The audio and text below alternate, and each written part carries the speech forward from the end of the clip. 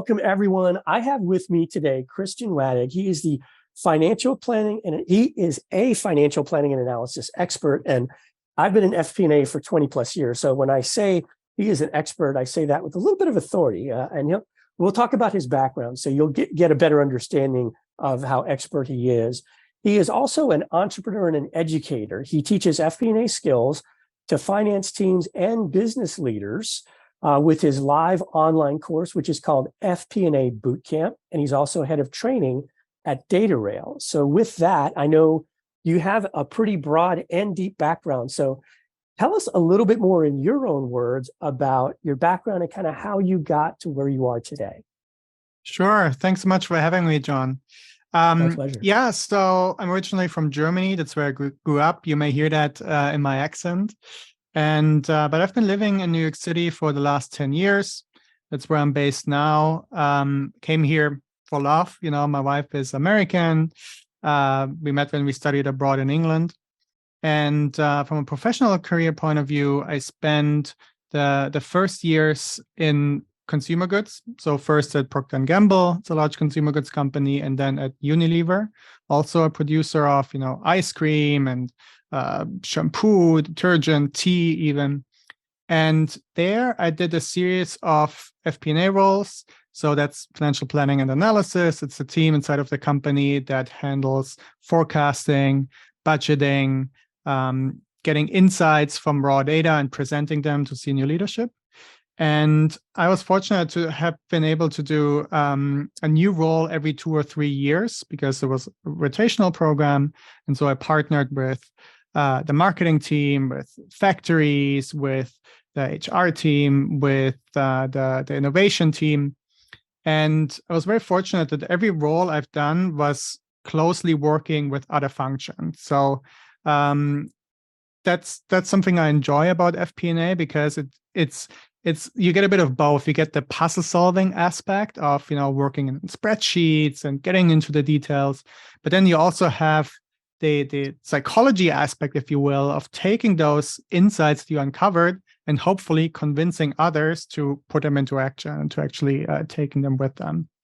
And so after actually spent 4 years at P&G, 7 at Unilever, was promoted into leadership roles there.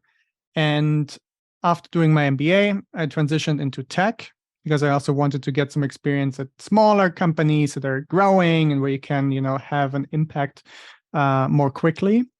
And so I joined Squarespace, and I was fortunate that I was there leading an FP&A team right around the time when we were preparing to go public. So I helped the CFO get all the planning together, get the story right for how we want to tell it for Squarespace. And when we went public, I learned a lot during the time. It was a great experience. And then I transitioned to DataRail, which is an FP&A software company. And during the time, I also transitioned more and more to teaching because I realized that that's something I'm passionate about. When I was working with my direct reports, I always enjoyed, coaching them, developing them. And I also had the chance to lead the internal learning and development team for finance at Unilever. So I would create courses, about Excel and productivity with Excel, etc.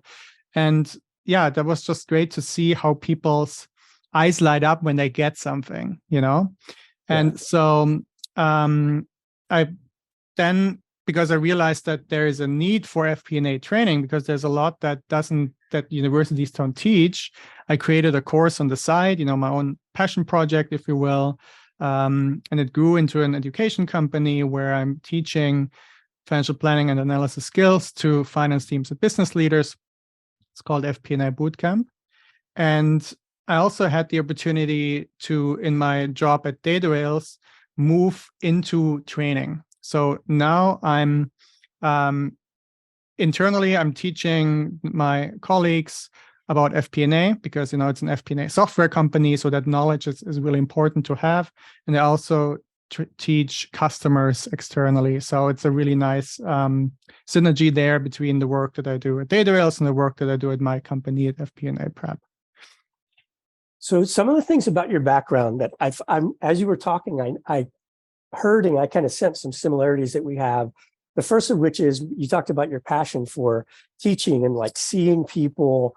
I describe to people sometimes I got into training through the back door as well. I was doing FP&A consulting and someone asked me to speak at a conference.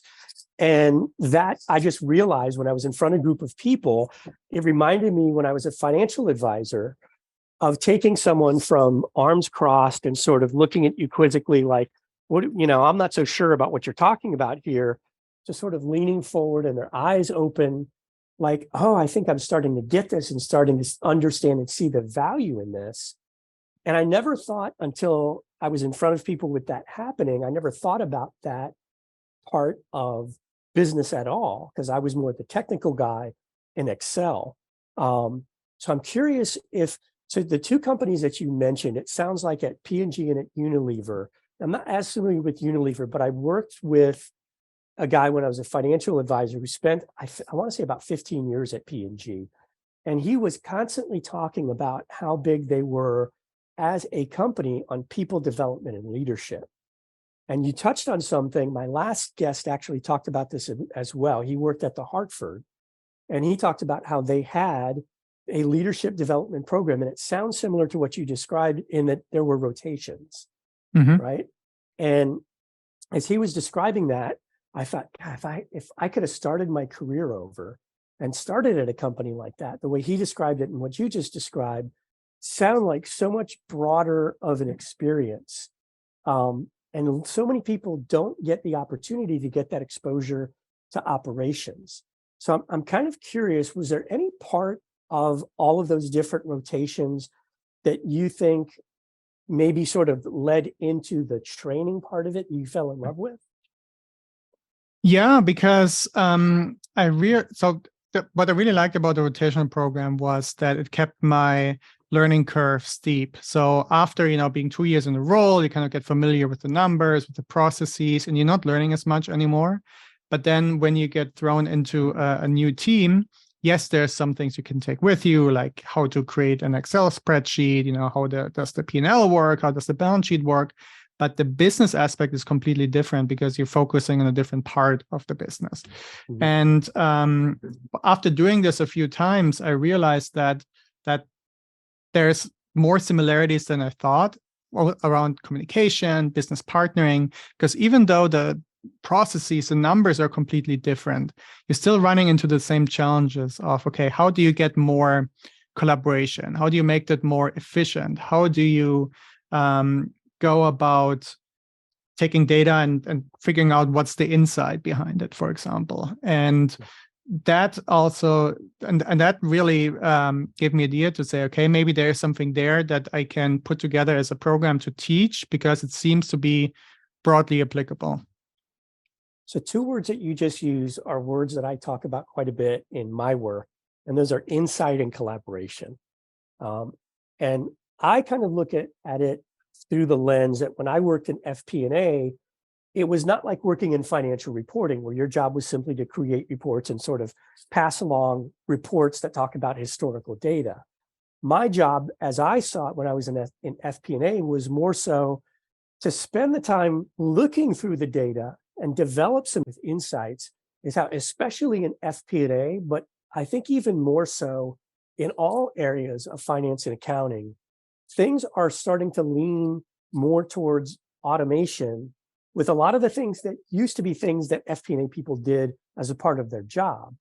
And so I tend to focus a lot more on talking about focusing on developing those insights. So I'm curious, in your FP&A Bootcamp, for example, so I know that that is a big focus for you.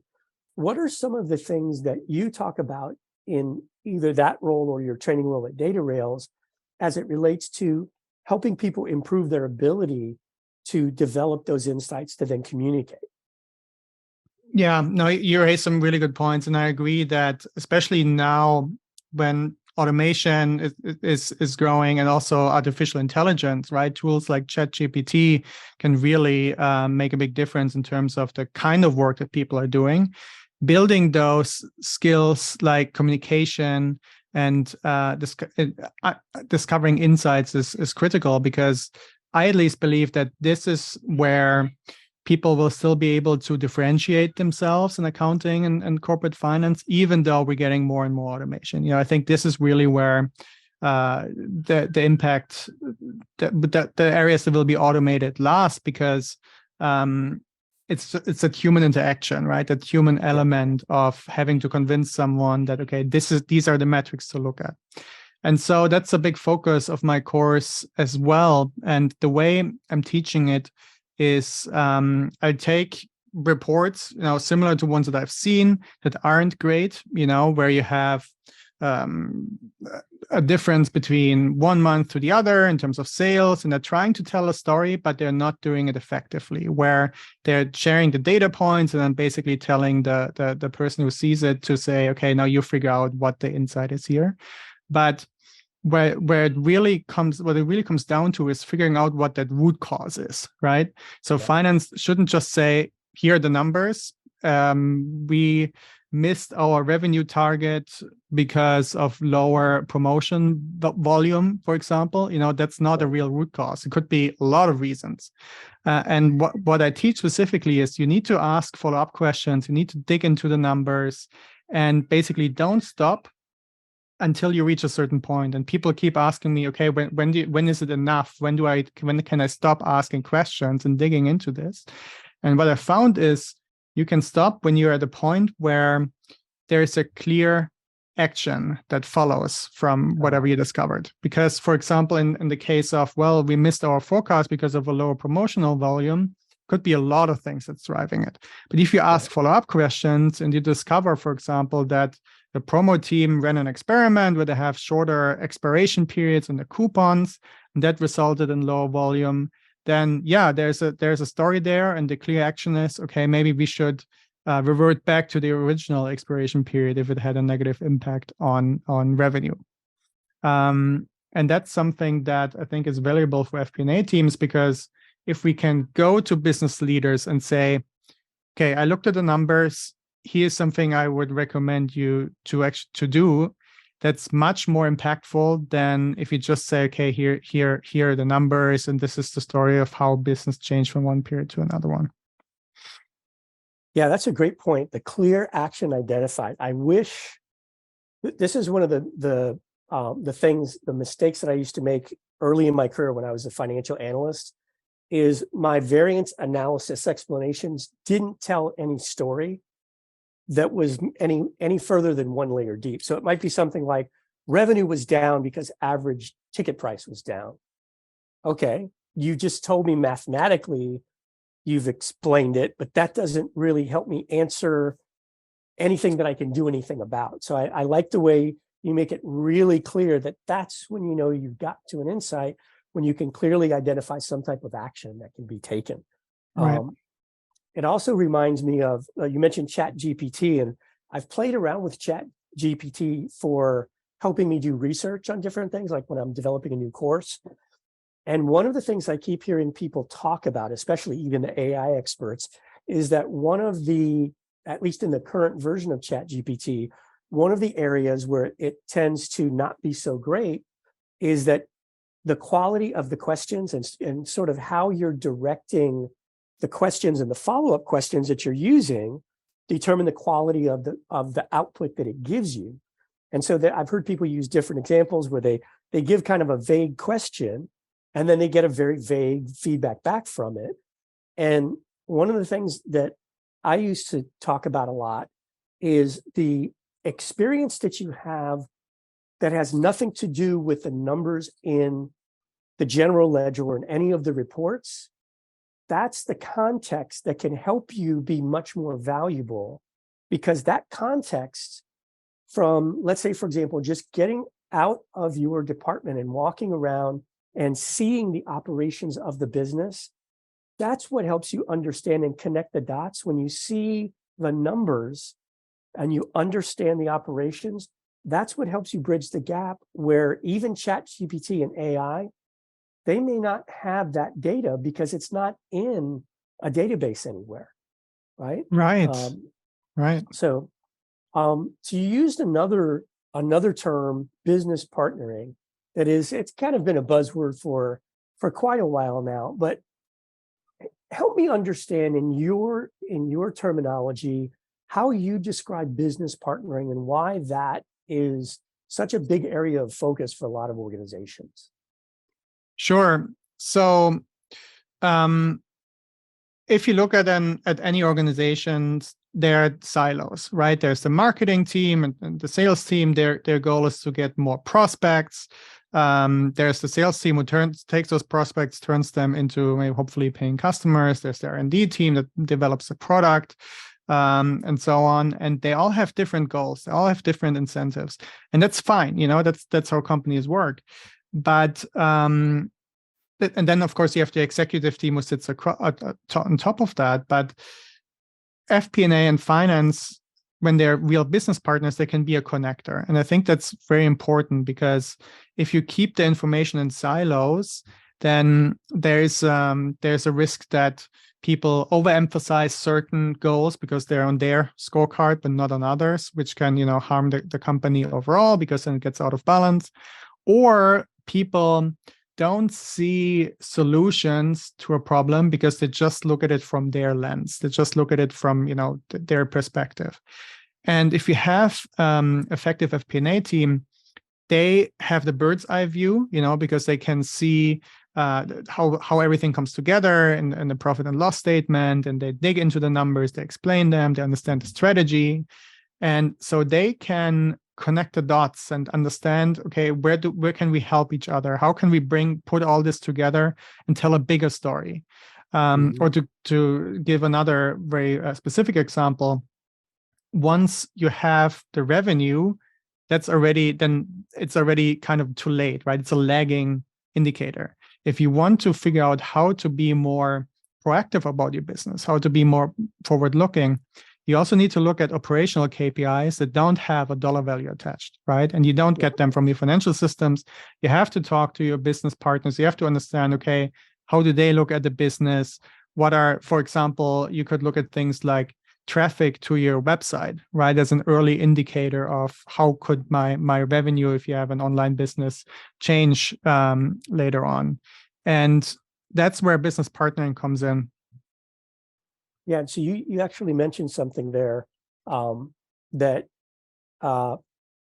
when I think about the business partnering that I used when I was actively working in FP&A for typically companies similar to like what you're talking about, just size-wise, right? So like when I worked at Royal Caribbean Cruises, for example, that getting around to the different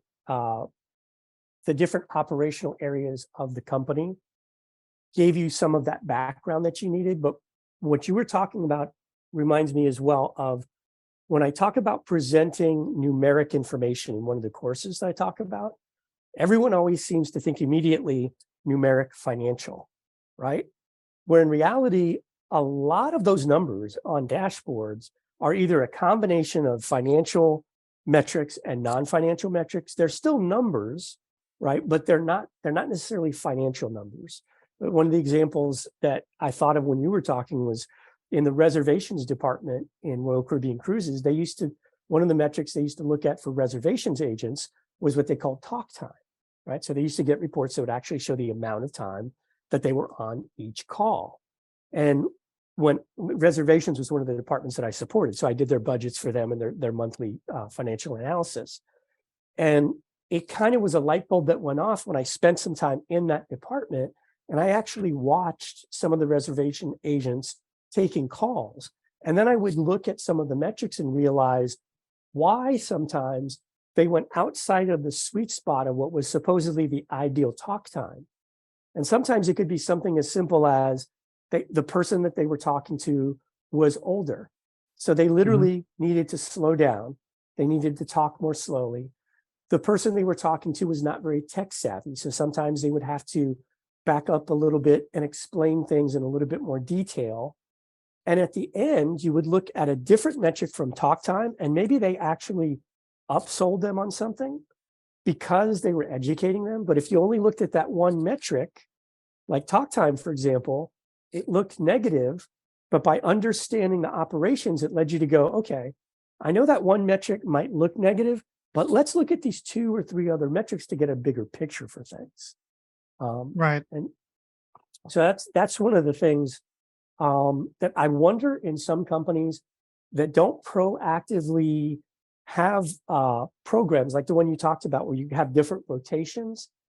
I was fortunate to work in some companies where we didn't have formal programs to do that. I just happened to have bosses that were just a little bit more kind of open-minded to say, look, I trust you that you know how to do your job. So if you're telling me you need some time to go out into the operations to do X, Y, and Z, they just kind of let me do that.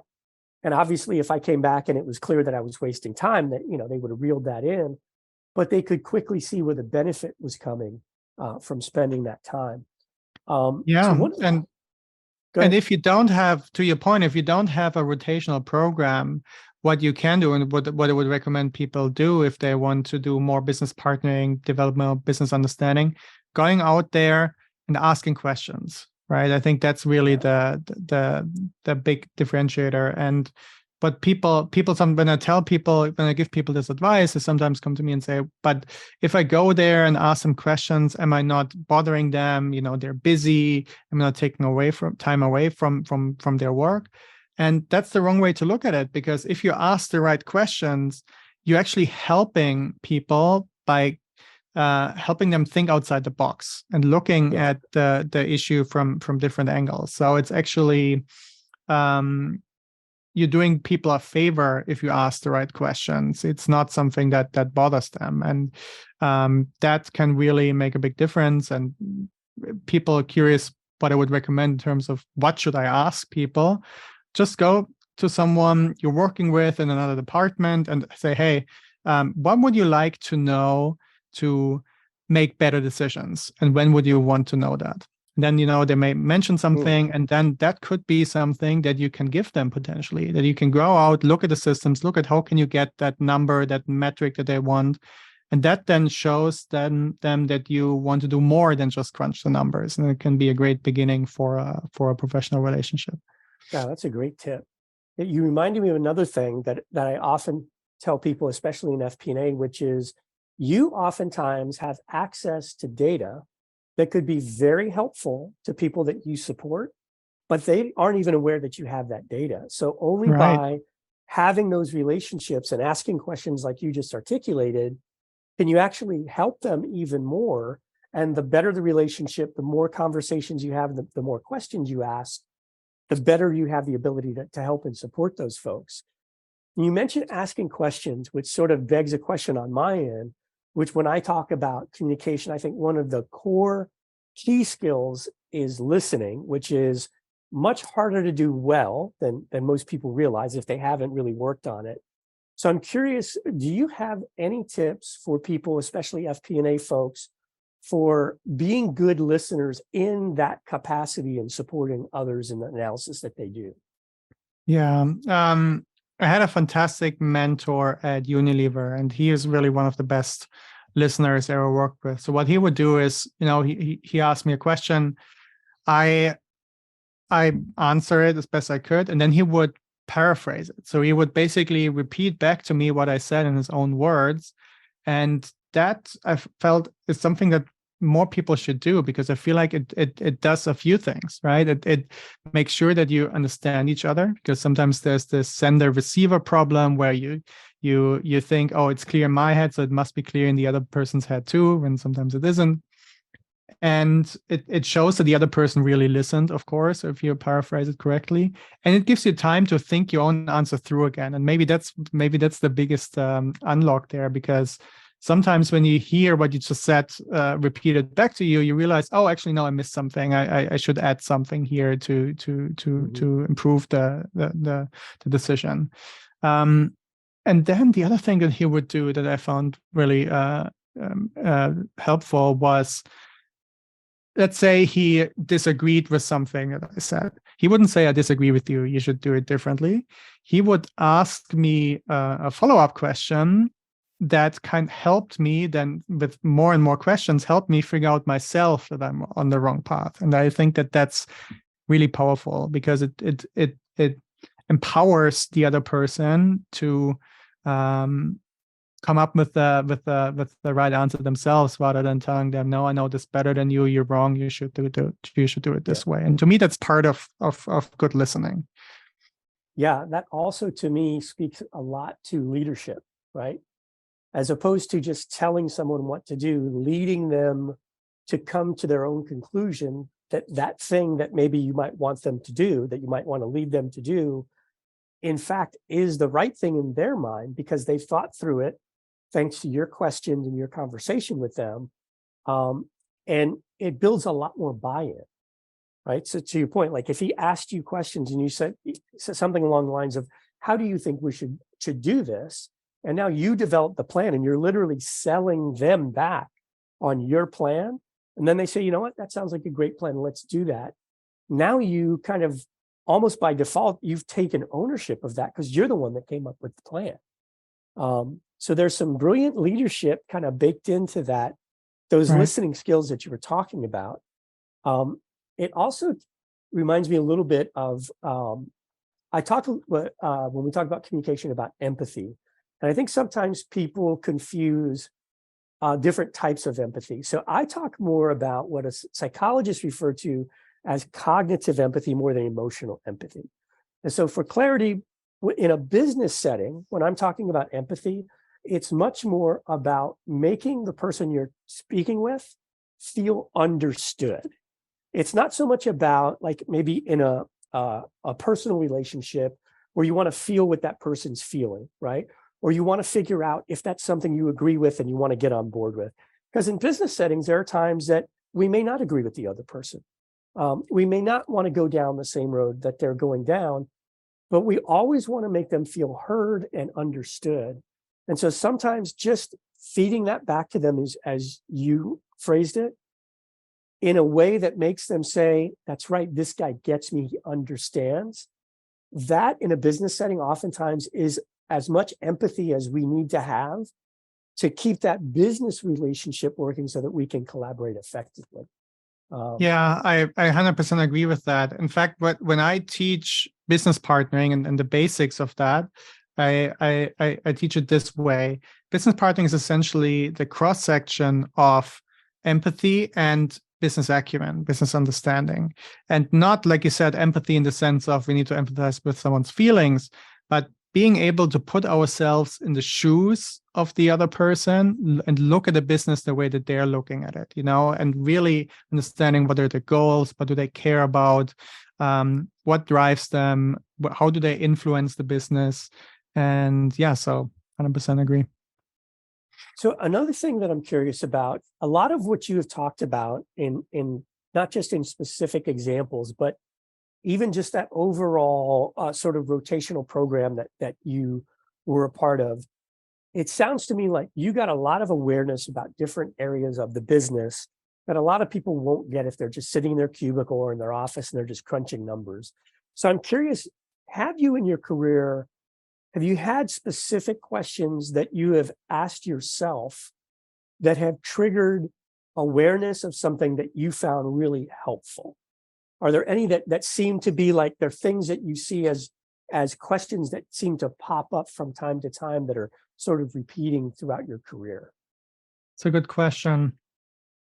One of the things that I ask myself and that I found helpful is, okay, it seems like I have an idea of how I want to approach it, but let's pause for a second and ask myself, are there more options? Are there different ways to approach the situation? And it could be about a professional relationship, how I respond maybe to a challenging email, or it could be about, which type of financial model do I use? And what I found is that often people, and myself included, rush to the first solution that comes to mind quickly because they feel like, okay, I got it. I have the idea. I know how to do this. I've done this before. But that doesn't mean that there couldn't be better options out there. And what I learned is that when you sit down with a piece of paper and you just start writing down different approaches to the problem, and you get to 3, 4, 5, all of a sudden, like your brain kind of gets in this creativity mode, and you come up with things that you wouldn't have seen before. And it happened more than I can count, that I felt like, okay, I'm really happy I did that, because the option number 3 that I came up with is much better than the option number 1 that I would have gone with had I not paused and slowed down. Yeah, you just hit on something that I've seen a lot, which is sometimes being in finance and accounting roles, especially the fresher you are out of school, because right when we're in college and we're taking courses and we're taking all these standardized tests, we start sort of getting conditioned to this convergent thinking, right? That there's one correct answer, right? And we're trying to sift through the data, find what the relevant data is, and then converge on that one correct answer. But in the real world, oftentimes there isn't one correct answer that just always kind of pops up. So sometimes it requires what you described, that sort of divergent thinking, to sit down and think, all right, I don't have a preset answer that I'm trying to find. I'm just thinking about, and then maybe you have a particular methodology that you use, but generally speaking, just the idea that we're not trying to find the one correct answer, but the brainstorming like you talked about. And I think the more we can get people to think outside the box and use that sort of more divergent thinking and brainstorm a little bit more, I think once people have done it a handful of times, they start to see the value in it. And then we don't have to sell them on the idea so much. They'll just kind of do it reflexively. But sometimes, especially early in my career, I felt like I was always just trying to look for the one correct answer, until one of my bosses would throw out an idea about what about this, what about this? And I kind of had to learn almost the hard way by having someone else sort of feed me ideas to kind of get into that more divergent type of thinking. There's lots of different exercises actually that are out there to help with that. Yeah, and I think in some ways school is really not preparing us well for that, because when you do a test in school, you learn that there's always one correct answer. If you don't get the exact right answer, you lose points, right? And nobody wants to use points. Everyone wants a straight A, and that's the exactly wrong mindset for going into business, right? First of all, like you said, you need to be able to recognize that sometimes there isn't one correct answer, there could be multiple. And it's also not about getting 100% all the time, right? 80-20 thinking, and thinking about, okay, what's the 80%, what's the 20% that I can put in that gives me 80% there to my goal is super critical. And I feel like it's not taught, it's not really emphasized in the way school works right now.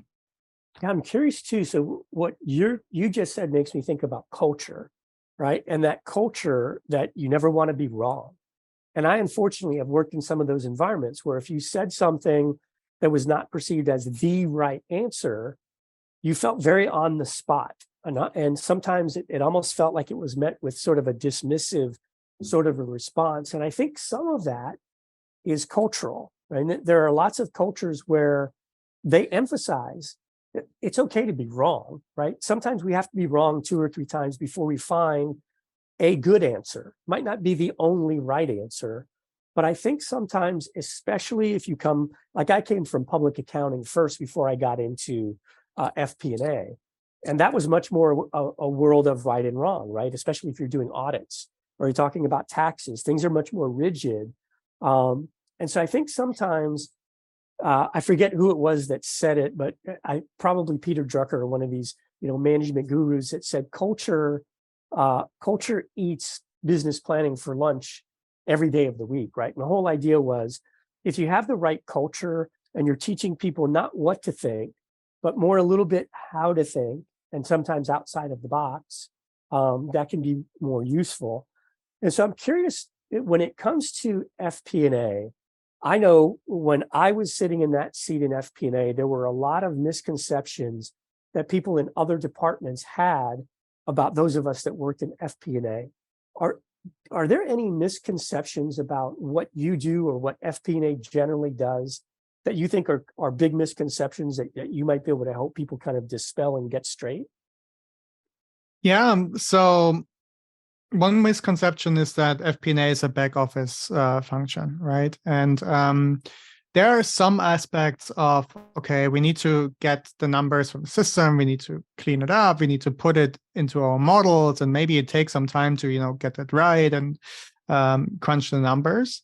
But the that's only a small part of it. The majority of how we're adding value, even though unfortunately it's not always how we spend most of our time on, is taking that insight and discussing it with other departments to see how does it actually help them? How does that actually help them make a change to how they're doing things, right? And to hopefully to the better.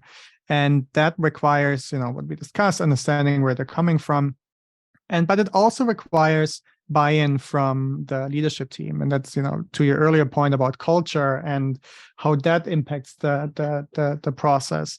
You need to have a leadership team that recognizes that finance FP&A is more than a back office function and puts people in the room where decisions are made, right?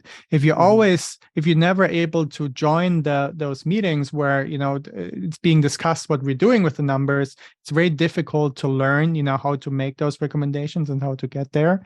So you need the support, and if you don't have it, you need to ask for it from your leadership and say, hey, I think I can do more. Can I maybe join this operational meeting? Can I join the board? Maybe not the board meeting, but the prep meeting for the board meeting. Where we put all the story together, etc. And people are sometimes scared to ask for this, but I've managed teams myself, and I always found that when someone comes to me and says, "Hey, I want to do more than what I'm doing in my current role. I want to have a bigger impact. I want to broaden my role a bit if I can. Can you help me do that?" That's always something that I was happy to support and happy to see, how can I make that happen for that person. So you actually just answered a question that I was going to ask as a follow-up, which is, if I get this a lot when I talk about culture, sometimes people will speak up and say, well, I'm not in a leadership position, so I don't set the culture. So, what really can I do as a junior person? I think you just hit the nail on the head, which is be proactive, ask, raise your hand, identify yourself. And then sometimes I'll get pushback where people say, well, what if I get shot down? Well, if you're consistently getting shot down when you're literally trying to do more and add more value, maybe you need to reevaluate if that's the right company culture for you. And Right. maybe some of those things start to add up and become a little flag that goes off that says, well, maybe this isn't where I want to plant my flag long-term for a career. Maybe I need to find some place where I'm better as a cultural fit, where when I raise my hand and say I want to do more, they look at that and go, oh, wow, we want more people like that. They want to contribute more. And unfortunately, sometimes when people are in those more junior roles, it can be a little bit intimidating. So I'm curious, when you were in more junior roles, did you feel a little bit intimidated to raise your hand and sort of volunteer for more things, or were you fortunate to have mentors, like you mentioned, that were more receptive to that? Yeah, that really comes. I worked in different roles, different teams, also inside of larger companies, and that really came down to psychological safety. I don't know if that's a term that I'm sure you're familiar with it. Just for those who aren't, psychological safety means, do you have the ability to make mistakes, right, and own those mistakes? You have the ability to speak up without being shut down, and you feel like your voice is heard. And in the end, it comes down to trust. Do you trust your leadership team? Do you trust your boss? Do you trust the boss of your boss? And when that trust isn't there, it's very difficult. And you may maybe raise your hand once, but if you feel like, if you get the cold shoulder, it can be tough as a junior person. And that's where I agree with you that you need to think about, is this an environment that I can continue to be successful, or do I maybe want to ask, to maybe make a move inside of the company or to a different company? But the important thing is, I also unfortunately saw people who just never who give up, and then they just resign and say, okay, I guess I just have to continue doing my manual number crunching here, and then they just put the head down and keep working. But that doesn't really get them anywhere, because if you don't raise your hand, and sometimes it takes the leadership team more than once to realize, what's going on. People are busy, they have a lot of other issues that they're dealing with. So if you raise your hand once and you feel like people aren't listening to you, don't hesitate to do it a second or maybe even a third time. And that may be when people realize, oh, here's someone who wants to contribute, who wants to do more. Right. Yeah, that you hit on something that I really got this ingrained even more when I started following the gentleman I was talking to you about earlier, the behavior panel guys, because they always talk about we're looking for patterns here, right? So if we see somebody do something once, that doesn't necessarily tell us something concrete about that behavior or what that might mean for that person. We're looking for patterns. And to them, by definition, we want to see it at least 3 times or more before we even call it a pattern, before we even start drawing any conclusions about it.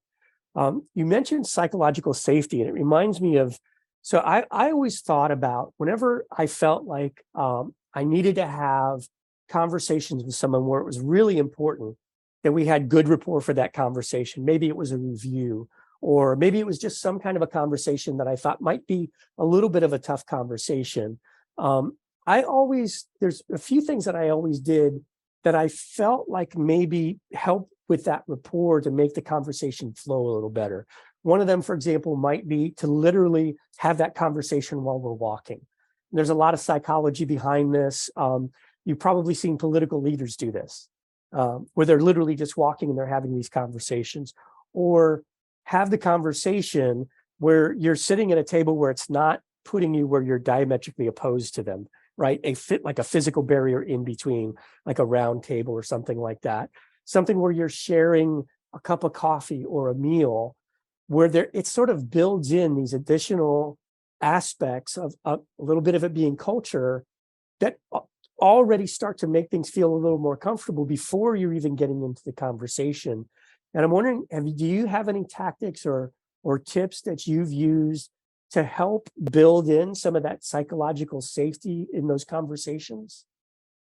Yeah, actually, Steve Jobs, I've been told, was a big fan of walking meetings too. He would do a lot of walking meetings. That's interesting. I had a few of those myself as well.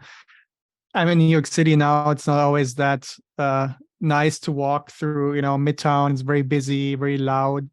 Right. So unfortunately, I can't do that now. But yeah, no, actually, I realized that sometimes when you, especially with a more junior person, maybe a person who reports to you, you go in a meeting room, you sit across from each other, it can come across as very formal, even though you don't want it to, right? Even though you try. So I found that if you go maybe in the cafeteria, maybe even over lunch, and then you bring up a topic, people are more relaxed and are more open to, listening and thinking about things differently. And for you as the leader, it's easier to communicate that, hey, I'm not criticizing you as a person. I'm giving you this feedback, or I'm giving you this comments because I want to help you, and I think you can learn from this. Yeah, that's the last thing you said is really important and something people don't do enough, which is however you want to word. There's lots of different ways you could word it, but the general idea being, look, I wouldn't even be giving you this feedback if I didn't think you had a lot of potential, and you don't need to completely change. It's I used to hear it referred to, and this is going to sound very old-fashioned, but carburetor adjustments, right?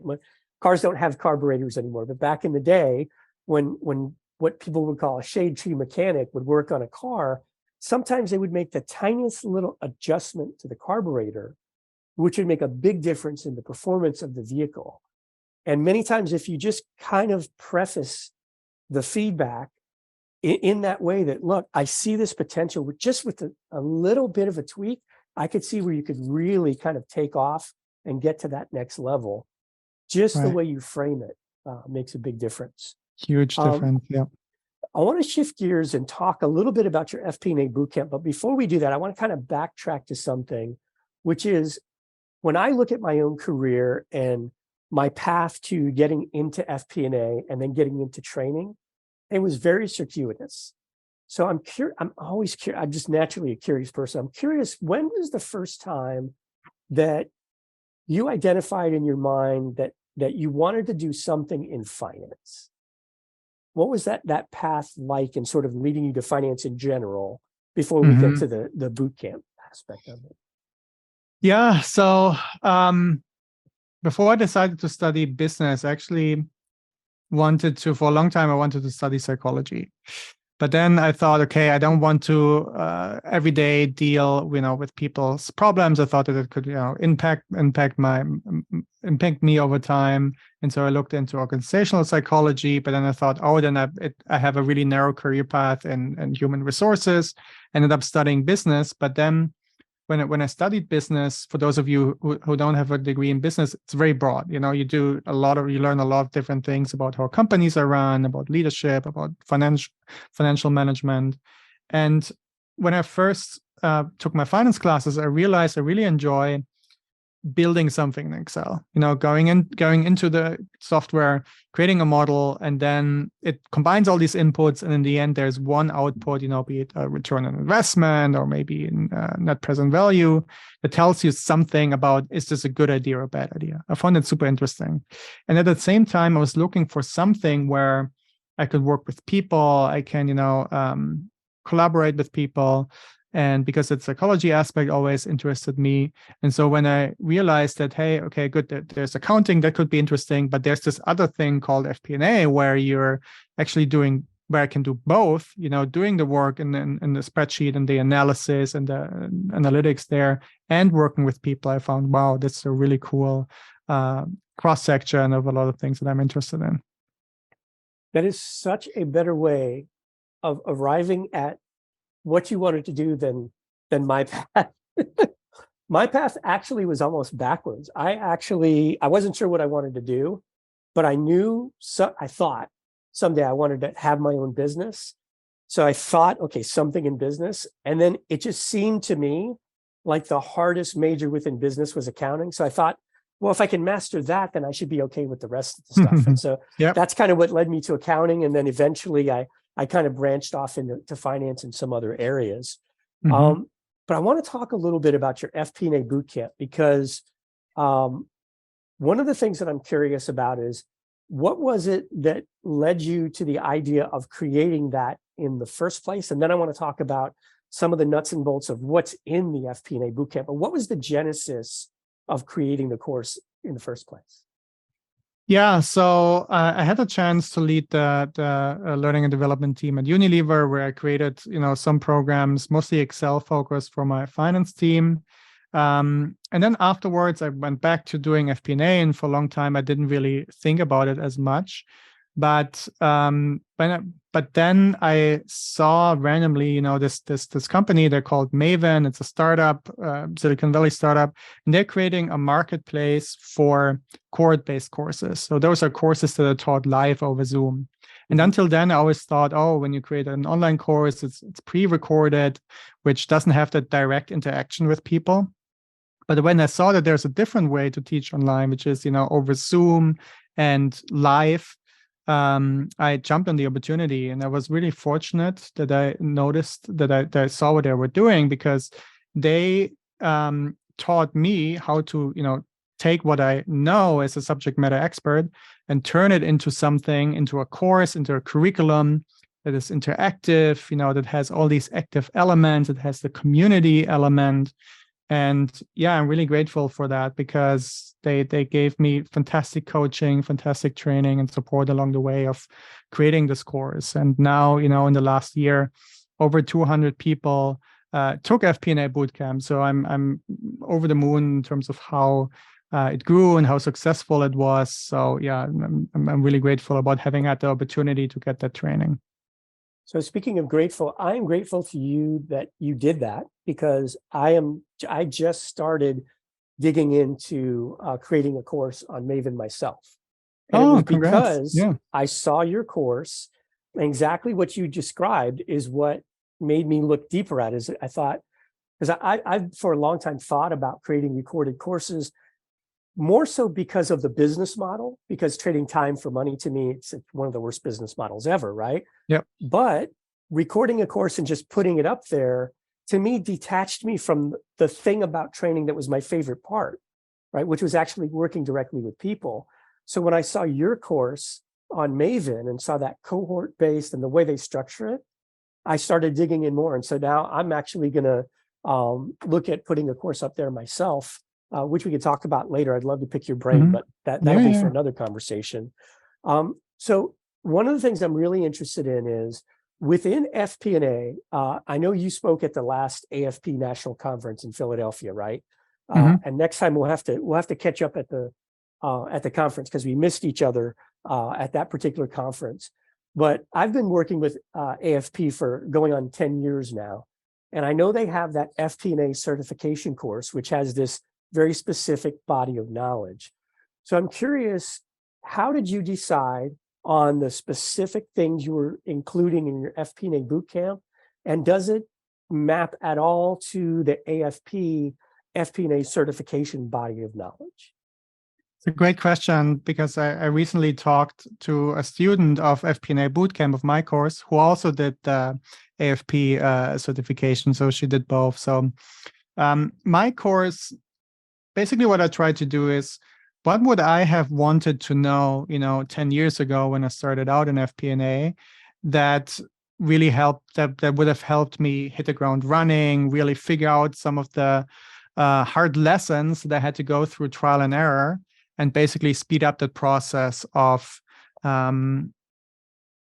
the 4 pillars of FP&A. What I think the 4 pillars of FP&A are, which is financial storytelling. So how do you take your data, turn it into insights, turn it into a story, and tell it effectively?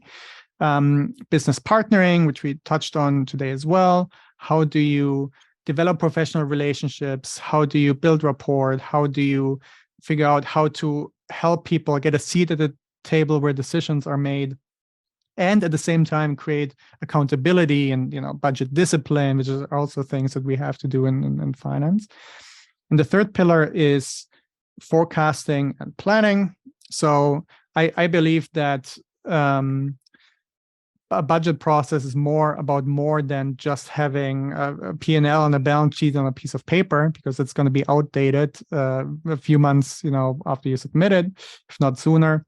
And so the way I teach it is, how do you set up the process so you can benefit from it now later on down the line by setting up an organizational learning process, essentially, where you compare your actuals to your budget. And if you've done your budget right, you can get insights from that.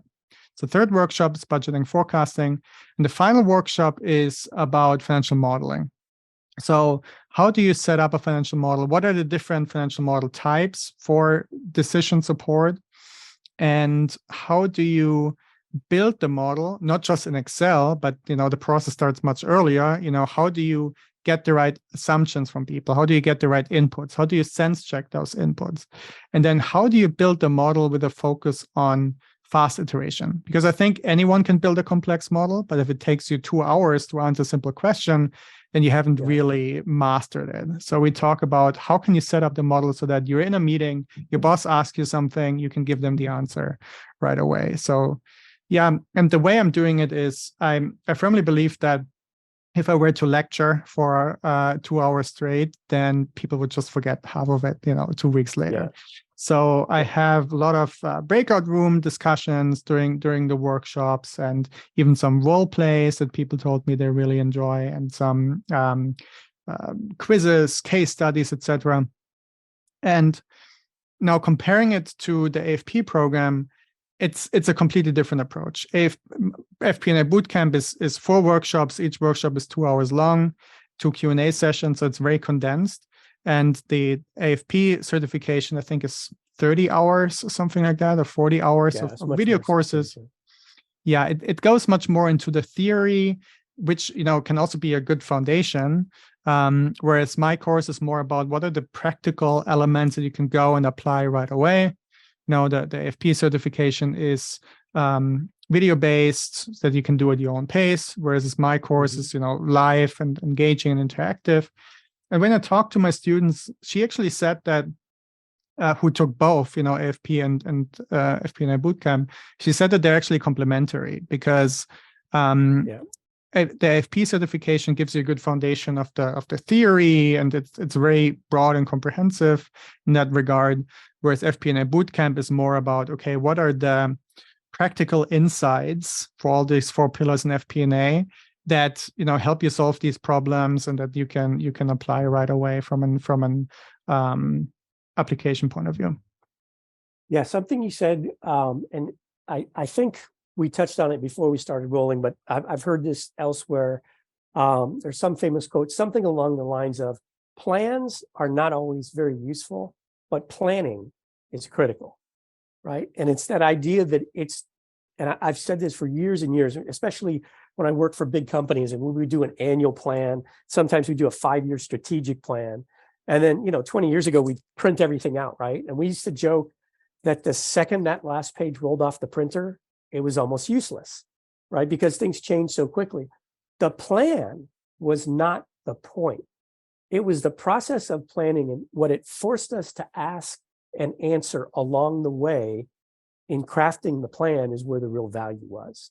And something you said as well, years ago at one of the conferences that I went to, Alight Planning was a sponsor, and they did a demo of their software.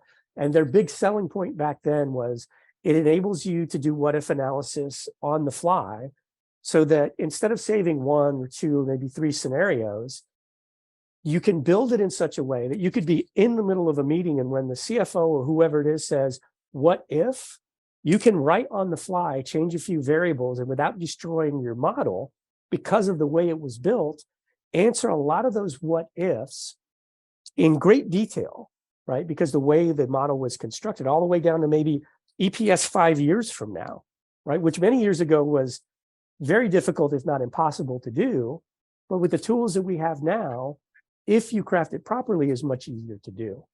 Do you touch on rolling forecasts? Do you use rolling forecasts in what you do? Yeah. So doing the workshop that touches on budgeting, we also focus on forecasting, which is the natural extension. Once you have your plan, your budget, you forecast, and you flex it every month or quarter.